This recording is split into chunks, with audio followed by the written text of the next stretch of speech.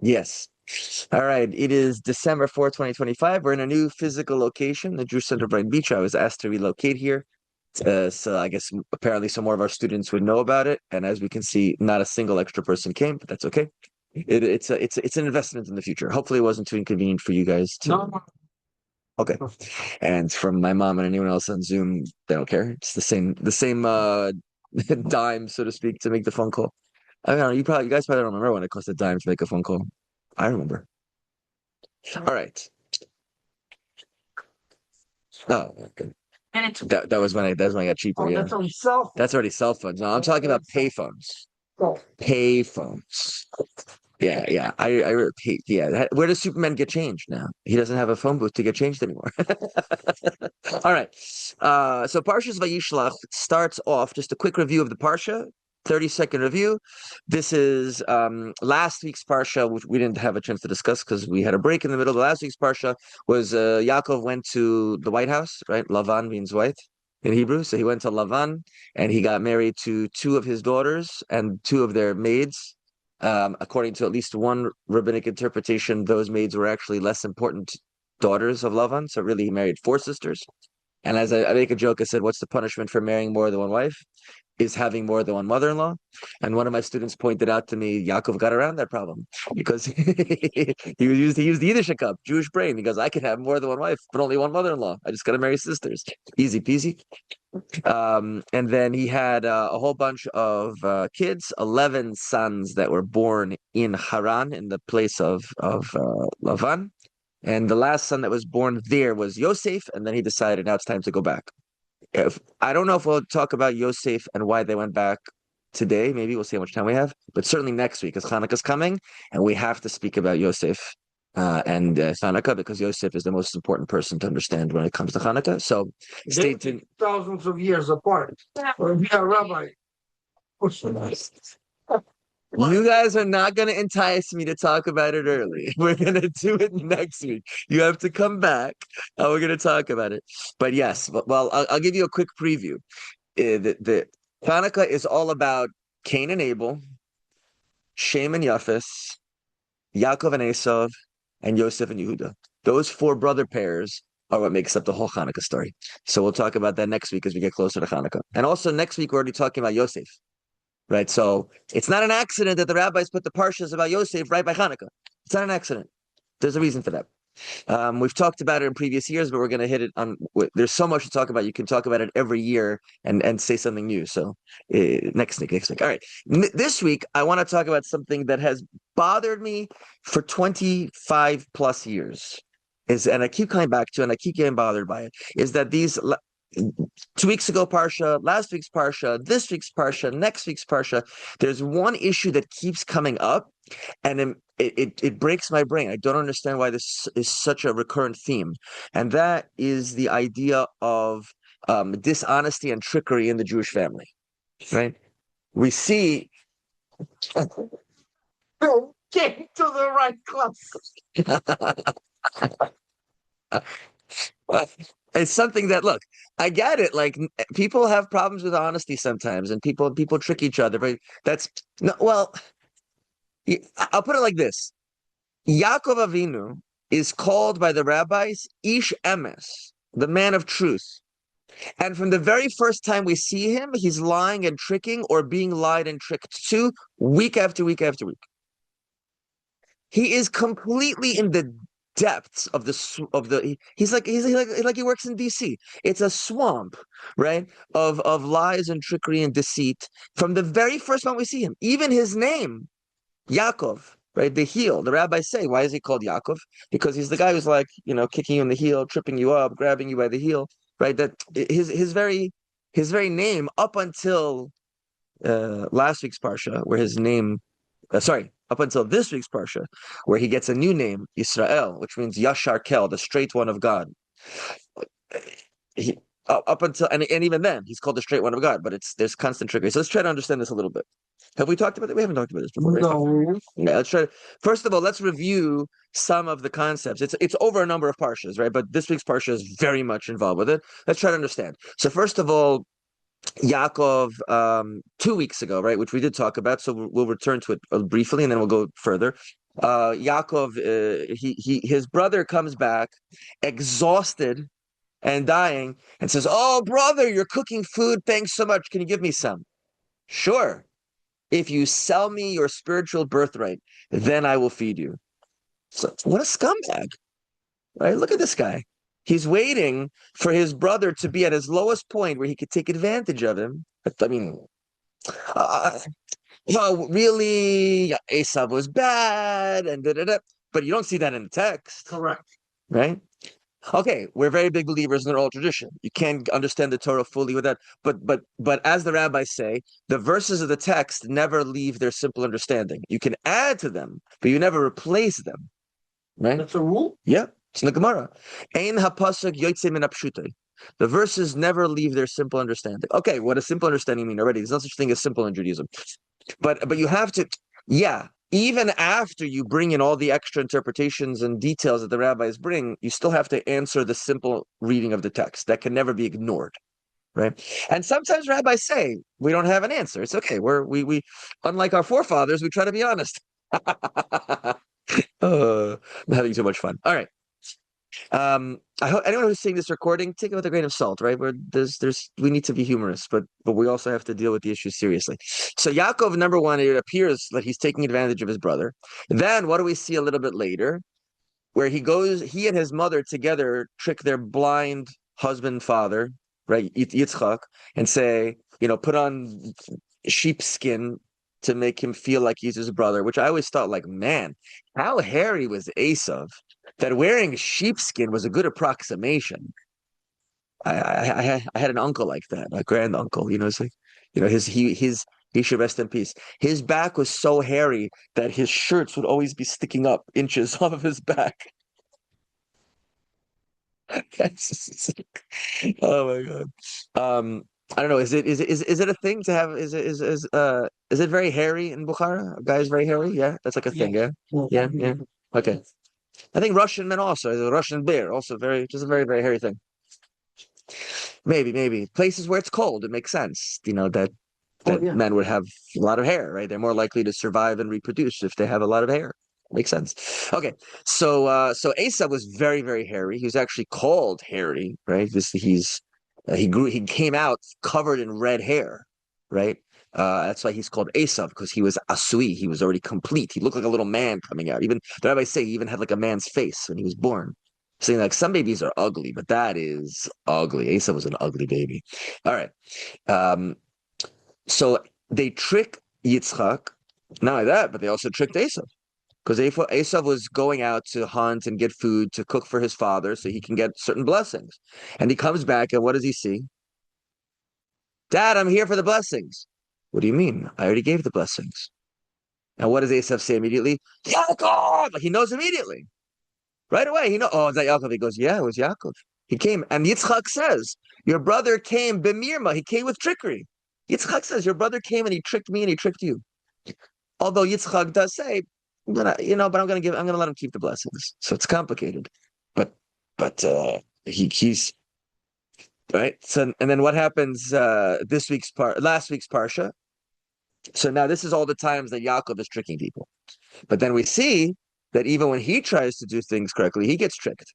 Because right away he goes to Lavan and he says, I want to marry your daughter. He says, okay, what are you going to pay for her? He goes, 7 years of hard work. Says that seems fair. And then after 7 years of hard labor, he gives him the wrong daughter.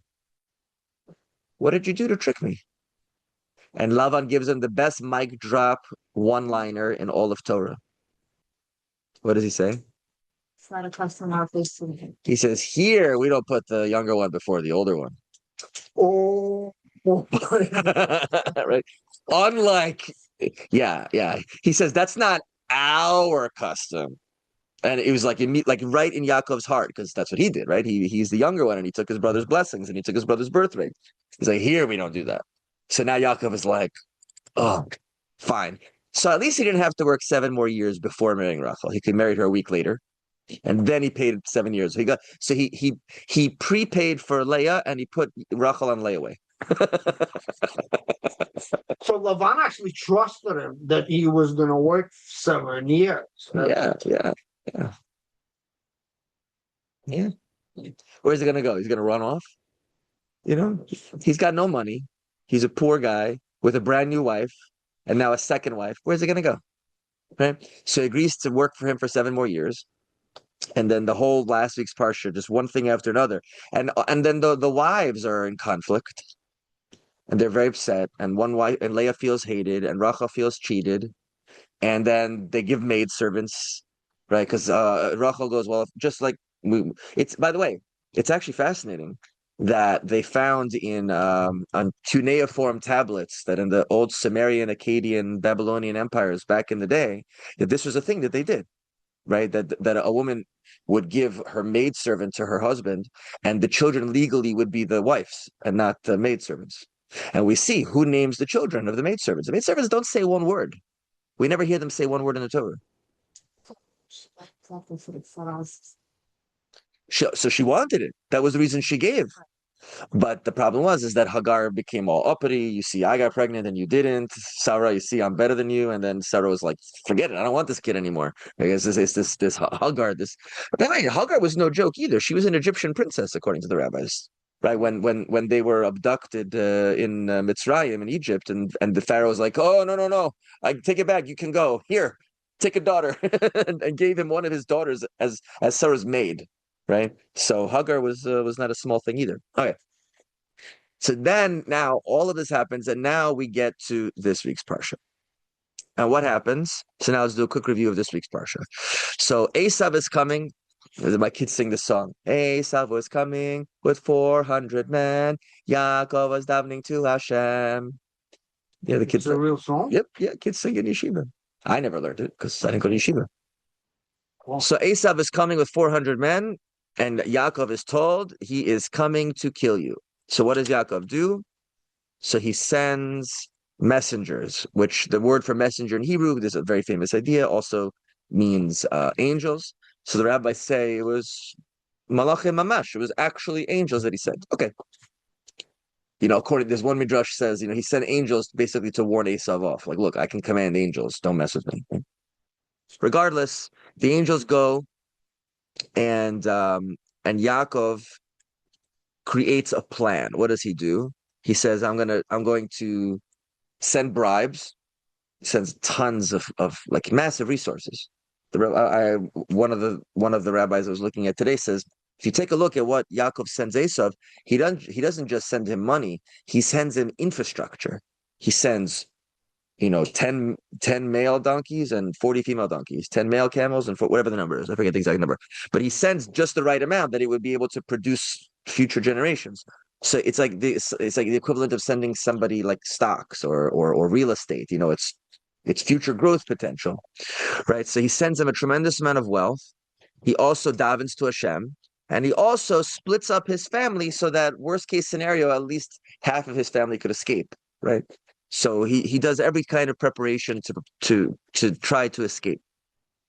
Then a very strange story pops in the middle, which we may talk about. I'm not planning on focusing on it too much, but this fascinating story where Yaakov leaves a couple of jugs. Sorry, he leaves a couple of jugs behind. He goes, "Oh, let me go get the jugs." And then when he goes to get the jugs, he gets into a wrestling match with some dude all night long.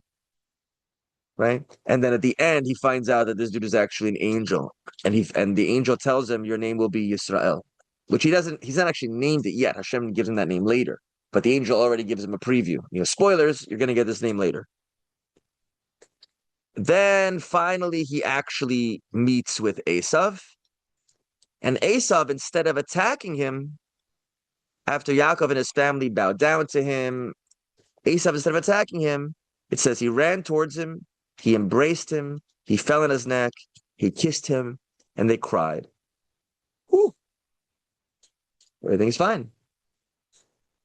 And then they have a whole discussion. Who is this family? Hashem has given me so many blessings. Let me give you. He goes, no, I have a lot. Take it back. No, I have everything. We've talked about Yeshli Kol before, right? Yaakov says, I have everything. Esav says, okay, great. And then he tells him, comes to stay with me. He goes, I have so many children and my wives are pregnant and I have so many things. You go on ahead, I'll meet you there, which the rabbis say is a great way. We learn many, many lessons from this. One of them is, the non-Jews say, yo, come hang out with us. We say, sure, we'll meet you. And then they go and we never show up. Right? That's a very, very normal technique that we use. We learned from Yaakov. Then it gets into a very terrible story of Leah's daughter Dinah being abducted by Shechem and violated. And then he says, she's great, I want to marry her.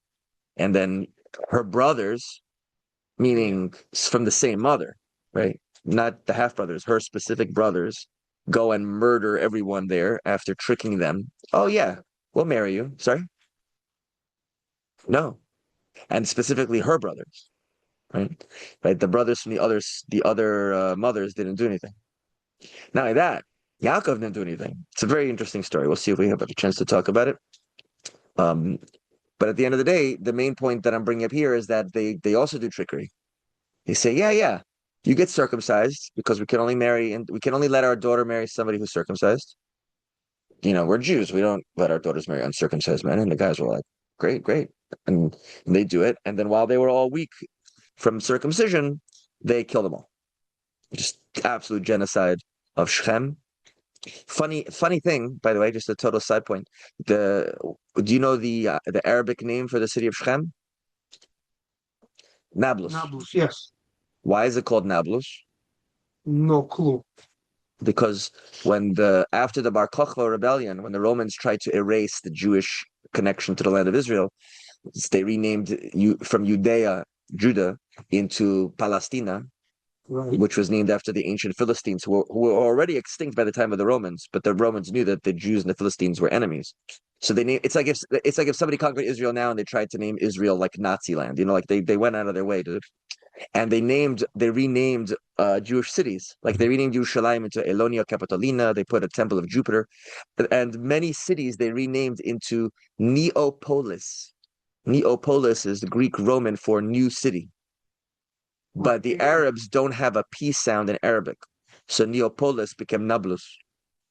And as I heard one person say, isn't it so interesting that the Palestinians don't have a P in their own language? It's because they were never Palestinians. The Palestinian was a name. For whoever's hearing this, sorry, it's not politically correct. The name Palestine has always meant Jew for 2,000 years until Yasser Arafat and his crowd stole the name from us. Just look it up in history. Who was called Palestinian for 1,500 years plus since the Romans changed the name of the land to that? Okay. I think Robert Redford even played a character called the Palestinian, right? And that was the Jew. Palestine Airways became Al Al. The Palestine Post became Jerusalem Post. The Palestinian soccer team was the Jews who lived in Israel. If you would have called an Arab a Palestinian, he would have spit in your face and said, "Don't call me a Jew." Anyway, sorry, side point. Even in the art scroll here, it has a little side point. It's called the deception, right? So the brothers deceive them, they get their sister back, and they wipe out everybody. Very nice. Shimon and Levi, who are both sons of Leah, and Dinah is the daughter of Leah. Yaakov is really afraid. What did you do? Everyone's going to kill us, but Hashem creates a miracle, and none of the people around have anything bad to do to the Jews. Then Hashem blesses Yaakov with the name Israel. Binyamin is born and Rachel dies. Yaakov buries Rachel by the side of the road. We know where. That's by Beis Lechem. I've been there many times to the burial site of Rachel. And then there's a whole little bit story at the end where Ruvain, Yaakov loves Rachel the most. Everyone knows that. So he moves his main bed from the tent of Rachel to the tent of Rachel's maidservant, because it was Rachel's maidservant. And Reuven, who is the first son of Leah, took this as a tremendous offense to his mother. He goes, look, it's bad enough that you put Rachel before Leah, but you're going to put Rachel's maidservant before Leah? That's too much. So he went and he moved the bed. Now, it says in the text that he slept with Bilhah. The rabbis say it's not literal. It just means that for him to get involved in his father's intimate matters, it's as if he slept with the maidservant. Which, this is one of those places where the literal, we have to understand why it says this, but it doesn't mean this literally. Okay, and then Yaakov and Yitzchak see each other again. Yitzchak dies, although he doesn't actually die till much later. But the rabbis always point out that whenever someone's story is done in the Torah, they're shown to die, but he lived actually for decades after this. And then the very end, it goes through the descendants of Esau. Okay, So that's a quick review. So what I want to focus on, what I have been focusing on, I want to continue focusing on, is just this concept of deception. Right? We see this there. How can we understand Yaakov as a man of truth? And how can we understand? Let's put it like this. What is the straightforward rabbinic explanation for why Yaakov and Rivka tricked Yitzchak? Why did they use trickery? What's the simple explanation? She was more spiritually. And Rivka told him to. To be Rivka honest told him with you, to. he's a good Jewish boy. If your mom tells you, you do it. Yeah, but the Torah is very clear. If your mother tells you to go against Torah, you say, "I'm sorry, mom. The same Torah that tells me to listen to you tells me not to do this thing." And the rabbis say that the forefathers kept the Torah even before it was given. So Yaakov knew and we know Yaakov knew what he was doing was wrong because he tells his mother, like, "My dad's going to catch me. And he's going to curse me." And she says, "If he curses you, I'll take the curse. I'll be your bodyguard for the curse." Of course, later on, I just saw this today that made me laugh. What does she say to him later? She goes, "So you're going to have to run away because you tricked your father, your brother." What do you mean you? How about we? She completely leaves herself out of the story later. I get it. Yaakov doesn't say anything because he's like, I don't want my dad and my mom to get into a fight. So he like pretends like he did it by himself. But at least while they were talking in private, she could have said, when we tricked your dad. Okay, but now you got to run. She goes, when you tricked your dad. Thanks, mom. Throwing me under the bus. I appreciate that. Okay. So, so the simple answer that the rabbis bring in many places is it was necessary because Yitzchak was the wrong guy. And if Yaakov and Rivka don't do what they're supposed to do, then Yitzchak's going to get the blessing. It's going to be terrible. Right. If Esav gets the blessings, then it's going to be very bad for the Jewish people. But hold on, what kind of a lesson? Like, imagine you're learning this with students. You're learning this with children, right? First time they're learning Torah. And then you say, and Yaakov and Rebecca tricked Yitzchak. And your kid goes, or your student goes, why did he do trickery? Because it was necessary for the good. It doesn't sound like a lesson you want to teach kids. Because then they're going to be like, I don't have to pay taxes because I know that, or I'm going to lie to my mom and dad, or I'm going to trick my rabbi, or I'm going to like. This is one of the last things we want to teach our Jewish children, like that the ends justify the means.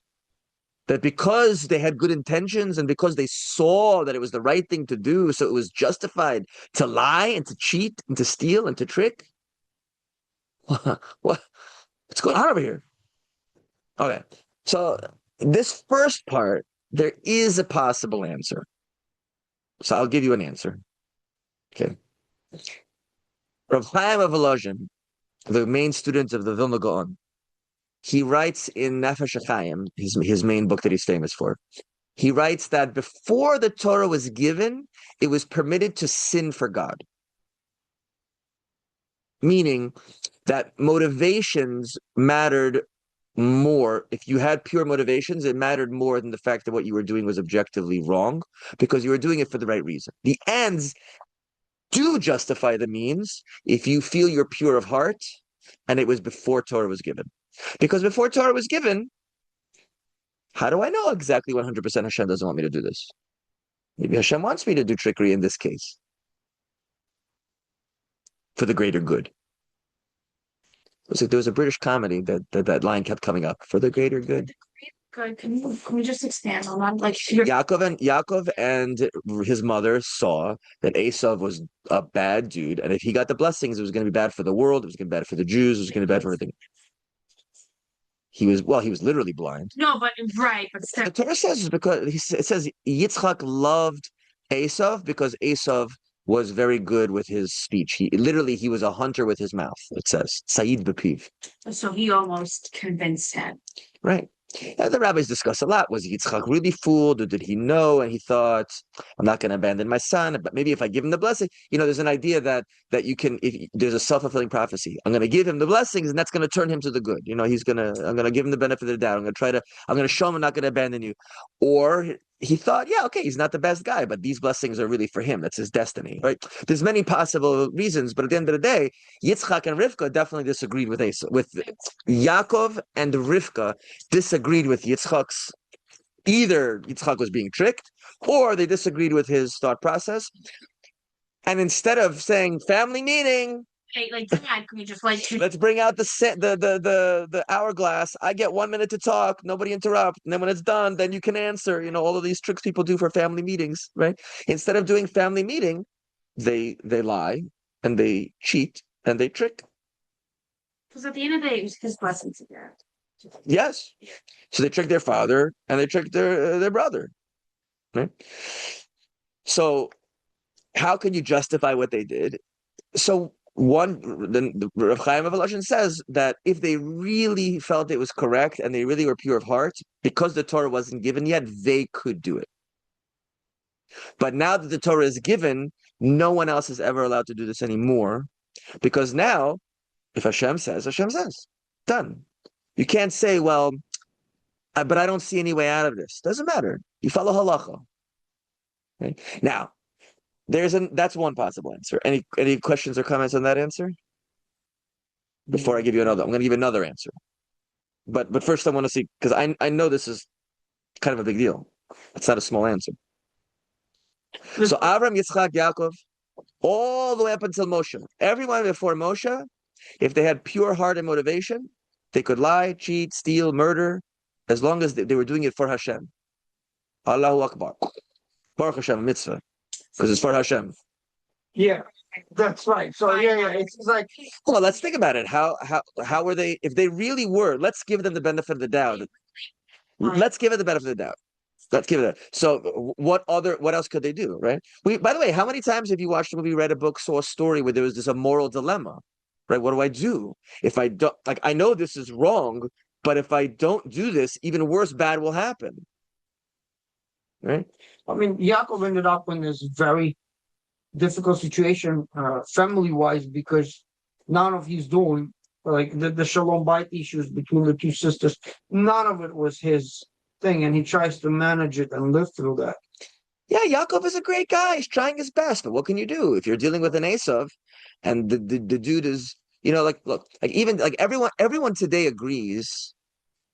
This is already beginning to give the second answer, but fine. We'll start it.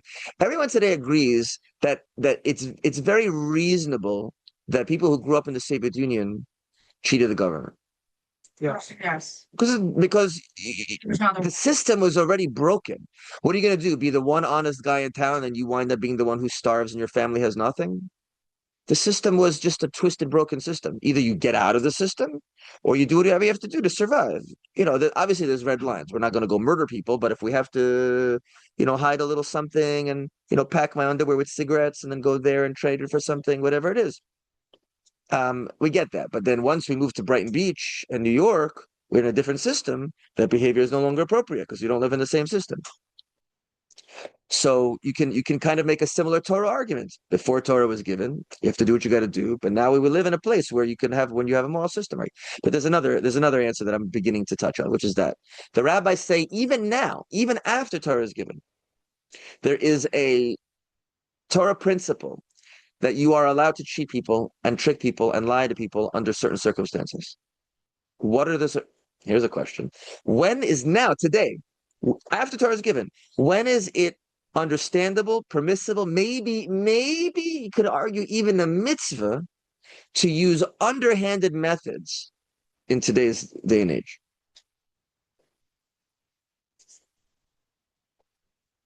Maybe not. It depends.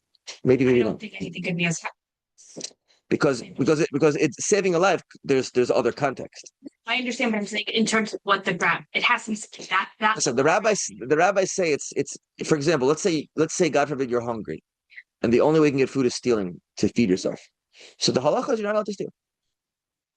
To feed yourself. Nope. You can ask, you can work, you can't steal. And if you do steal, you have to pay them back. Right. You stole, just like anyone who steals. You steal, you pay back, right? Even if you're starving. It doesn't matter. It doesn't matter. Not the Why should that guy suffer because I'm starving? I can't steal from someone. Maybe he has. Maybe he's going to go out of business, and now his whole family is going to suffer. It's abundance. Doesn't matter. Communist. That is not your calculation to make. But there are circumstances you could lie, cheat, and steal. Think about it. I'll give you another second to think about it. Crazy idea, right? So this is what the rabbis say. If you have people who are coming to cheat you, then you're permitted to cheat them as a form of self-defense. Not an eye for an eye, preemptive, right? You know, this is similar to the Soviet Union circumstance. Everyone's cheating. I have to cheat just to survive, but that's because they're cheating me, right? Jews are not required to be honest when being honest is martyrdom, right? If everyone's being honest, of course you have to be honest. You're not allowed to trick anybody, even if it's bad for you, even if you're going to go hungry, even if you're going to be poor. It doesn't matter.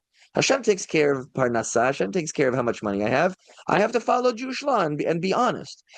But if there's evil men who are coming to steal from you, to cheat you, to trick you, you don't have to say, well, I'm not going to do anything bad to defend myself.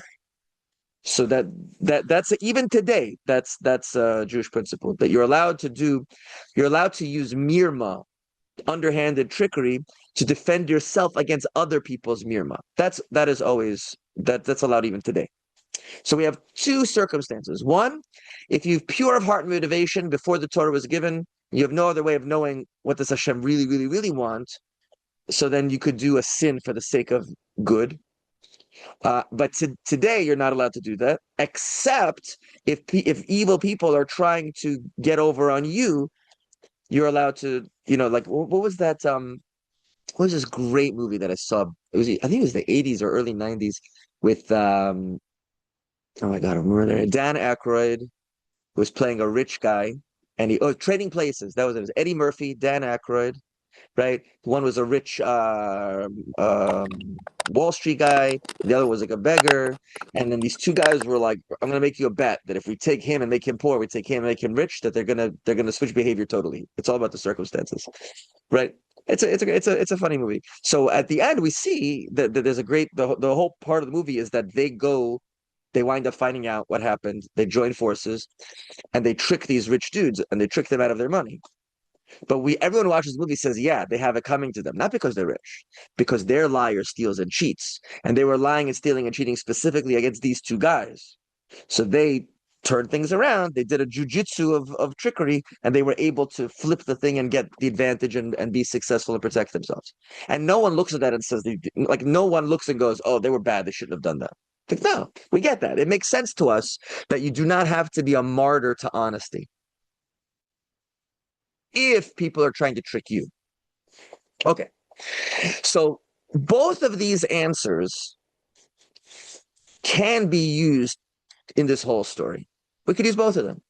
You could argue Esau was coming to trick Yaakov because he was lying to Yitzchak. He was showing how holy he was, but he was not holy. And so he was going to take something that he really didn't deserve that would cause a lot of harm. And so Rivka and Yaakov, when they used their trickery, it was also a form of self-defense. So or they did with pure of heart before Torah was given. So both answers could be used in every single circumstance here. Why did Shimon and Levi, trick these guys? Because their sister was abducted and, God forbid, violated, right? Yeah. And then Shechem and his ilk were like, well, I want to marry her. I want to, join our forces. And if they would have said, no, you can't marry her, give her back, he wouldn't have done it. He wouldn't give her back. So no, we're keeping her. Even though you said no, I'm keeping her anyway. So like, he's using every power and trickery and manipulation to get what he wants, and it's causing harm to our family. It's causing harm to our sister. We can't, if we're honest and say no, we don't take it, we're going to be destroyed. So they concocted a strategy. Even with all this, and you could go through the whole story, every story, you can use both of these lenses and come up with an interpretation where what their forefathers did was actually understandable, reasonable, maybe even correct, and a mitzvah under their circumstances. However, It's not that simple. Because even with all that, it always winds up being complicated, difficult, challenging, and bad comes out of it. There is no time that we see our forefathers use trickery that it worked out great. And every single time that our forefathers were tricked, we always see a reflection of when they used trickery. When Lavan said, well, in our place, we don't do the young before the old. How could, and we all go, why do we just say, no, no, no, Yaakov didn't do anything wrong. It's true he was younger and Esav was older, but he was pure of heart, and his mother told him he's a good Jewish boy, and Esav was a bad dude who was using trickery. But people don't use that defense. You didn't use that defense. I didn't use that defense. We all heard what Lavan said to Yaakov, and we all went, ooh, nice. Like, even though it hurts, because it's our forefather, we kind of get it. You kind of karma, you get a little bit, comes around, goes around, comes around. You tricked your brother, you tricked your father, and look what happens. Right? And then we see it again and again and again and again, that each time someone tricks, trickery comes back to them. Someone tricks, trickery comes back to them. And never, when the trickery comes back, do the rabbis or anyone that I've ever met who is learning the Torah what do you mean? How could Hashem make the trickery come back on them? It doesn't make sense. They didn't do anything wrong. Because all of us know that despite that even if we're allowed to do trickery, despite even if you could argue it's a mitzvah to use trickery, it's still trickery. It's still bad.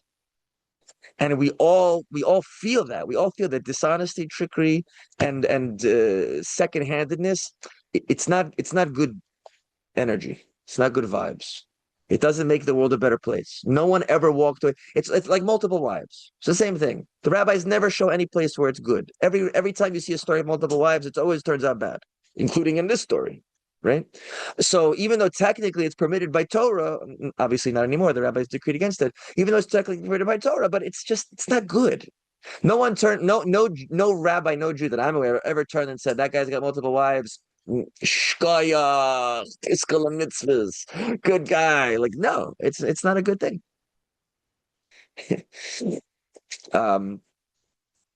There's some more, I'll give you a couple more bits on this.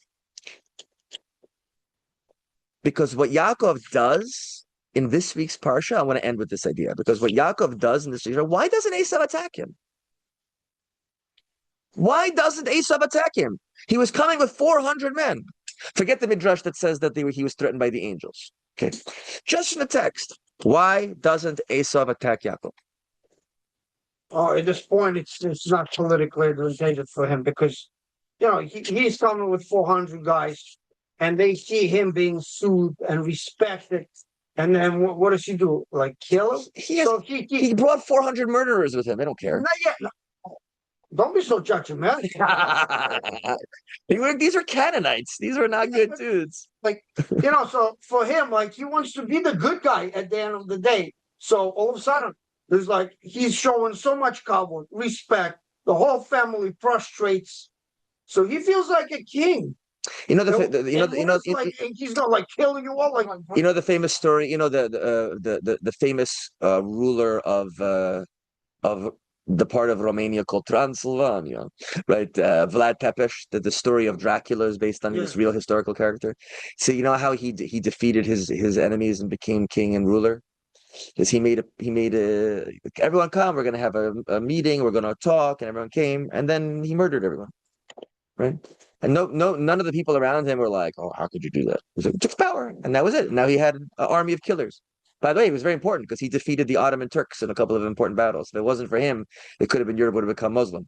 So this is not a good dude, but he may have had a necessary part in history, right? So really, you think Esav? I hear the point. Maybe he wanted to be a good guy in that moment, but I'm not totally sold by that because Esav has been doing.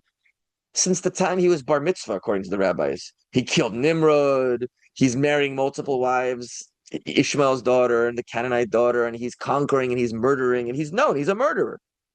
Nobody. I don't think anybody would look at him. We know what he was been doing up until that meeting with, he's coming with 400 guys. Doesn't look so politically good, but maybe he's who are they coming? Who are they coming to kill? Yaakov and 4 women and innocent children. He doesn't know that there's women and children. He's like, okay, he knows. You don't think he's got contacts in Lavan's house? It's across the border. They knew everything about each other. There's nothing hidden. Fair. There's nothing hidden. Yaakov is coming with wives and children. I'm going to kill them all, or take them for myself. Although that's never hinted anywhere that he would do that. Because Yaakov should have known that his mother died. Well, he was away. Rivka died. So like, And so therefore, Esav would be less inclined to murder him. Maybe our mother died. Let's make peace temporarily. I hear. Okay, so you're trying to come up with answers. I hear that. I hear these as possibilities. You guys have any ideas? Why would Esav? Because remember, this was his purpose. It wasn't like he was coming to make a peace treaty. He was on his way to kill Yaakov and his family. Right? That's his stated purpose. And it's not like even though the rabbis learned these lessons, you have to know how to bribe non-Jews, etc. But I'll give you another answer. you think some donkeys and camels and servants are gonna make him go, "Oh, now I don't want to kill you." I would like if I was Esav, because I don't think I'm a bad person, but I can get into the imagination of what it is to be an evil person. I was like, "Thanks for all the cool stuff. Now I'm gonna murder you and take all the rest of your stuff too." Like, why is that someone who's a psychopathic evil person? Like, why would that even be a moment of hesitation? There was a clip when the hostages being returned. There was like a lady, and when they were releasing, and like the terrorist was helping her get in the truck. Mm. You know what I'm saying? So Yeah. people behave differently when the cameras are rolling. I feel Mm. like, you know what I'm saying? Like all of a sudden, maybe they're like these like 1 millionth of like the goodness comes out. Maybe. That is embedded in every human being. There's definitely one rabbinic opinion, at least, that says, like you, that Esav just had a moment of goodness. Right. Could be. So like all of a That's sudden, possible. That's the possible. walls of tensions on you. You just like That is definitely a legitimate answer. I heard another one that I'm going to share with you. Obviously, that's why I brought up the question, but that's definitely a legitimate answer. You guys have anything to add or question? I think I hope we agree the question is still a good question. yes, It's not like an obvious thing. So I'll give you another answer. And I heard this today as I was preparing for the Parsha. I saw Rabbi David Foreman. This is his genius. He connects the verses in one part of the Torah to the verses in another part of the Torah. This is always brilliant. He says every single thing that happens, every single thing that Yaakov gives to Esav is directly connected to the blessings that he stole from Esav. What's the blessings that Yitzchak gave to Yaakov that was supposed to be for Esav? That you're going to rule over your brother, that you're going to be wealthy, that you're going to, and it's a whole list of things. And when Yaakov comes to his brother, he is physically returning the blessing to him. He's like, he bows to him 7 times. Even though I got the blessing of rulership, no, you're the ruler. Even though I got the blessing of wealth, you have the wealth. Even though I got the blessing of owning the land, no, you go forward. You own the land, right? He's like, he went out of his way to basically apologize to Esav. wow. Well, one reason because they didn't want to die. That's one possibility. But I think that there's another answer which is deeper here. Well, because remember, it's in this week's Parsha that he gets the name, the straight one of God, Yashar Kel. So it could be theory. Yeah, but that wasn't the point, is not the guilt. Well, I don't know why Siri came up. Did I say something with it? Did I say something that sounded like Siri? Right. It's not guilt per se that's the issue. I think it's the recognition that all of this trickery that's been happening doesn't lead to good. Doesn't lead to good. He just went through all of this trickery. One of the things he says, I lived by Lavan. Right? What's the word for I lived by? Garti. And the rabbis point out that Garti is the exact same letters as Taryag, 613 mitzvahs. It's literally the same letters, it's just rearranged. And so that he was hinting to Esav, Im Lavan Garti, Taryag mitzvah shamarti. Even though I lived with Lavan, I kept all the mitzvahs. So that's right. But I think there's something else that we're saying there. He's saying, I lived with a guy who corrupted all the mitzvahs. Right? Taryag, but in the wrong order. The 613 twisted. This guy's bad. I lived with this guy for 22 years. I'm tired of this. I don't want more trickery. I don't want more lies. I just want my brother. I tricked you. I'm sorry. I'm giving it back to you. Let's just Get rid of all just openness, honesty. Let's get rid of all trickery. Let's get rid of all dishonesty. Let's get rid of all, and of course it still didn't work totally, because we see right afterwards that there's more trickery that happens. But we don't see Yaakov himself ever involved with trickery after this. It doesn't just disappear. Now his sons deal with it, and his daughter deals with it, and then his grandkids deal with it, right? But Yaakov himself never himself does any more trickery. There is one more time that he's tricked, but it's by his sons. Right, when they sell Yosef and they make it seem as if maybe Yosef got killed by bringing, like, do you recognize this bloody coat? And he goes, oh, my son was killed by an animal.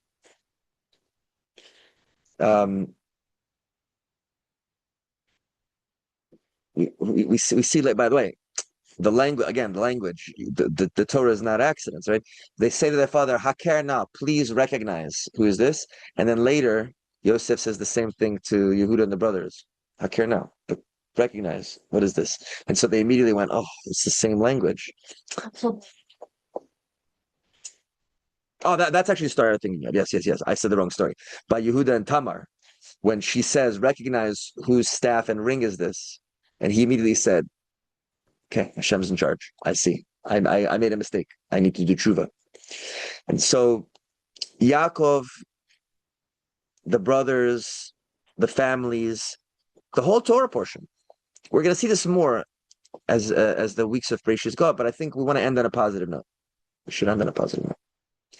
We see by the end of Bereshit that the trickery and the jealousy and the lies finally comes to an end. Again. By the end of Bereshit. Where do we see the end of Bereshit? That finally one of my rabbis said that the book of Genesis, the book of Bereshit, is the world's first soap opera. Oh yeah. Right? It's just family and people sleeping with each other and yelling and cursing and fighting. And it's like, yeah, if it would be on 1 p.m. on daytime television, it would be great. We call it the days of our Jewish lives. Right? But when does the soap opera finally come to an end? By the sons of Yosef, right? Menashe and Ephraim. Because these two brothers are finally is the first generation that has no trickery, no lies, no stealing, no jealousy, just love for each other, just Jewish brotherly love. And this is why we have a tradition on Friday night that when Jewish families, when they bless the children, that we bless our daughters to be like Sarah, Rivka, Rachel, and Leah, but we don't bless our sons to be like Avraham, Yitzchak, and Yaakov. We bless them to be like Menashe and Ephraim. Right, and it even says in the Torah, Yaakov says that the Jewish people will bless to be like these boys, because we got to get past all of this trickery, all of this subterfuge, all of this lies, and so we're gonna bless our children to be like the ones who finally got past it. All right, heavy stuff. Brothers,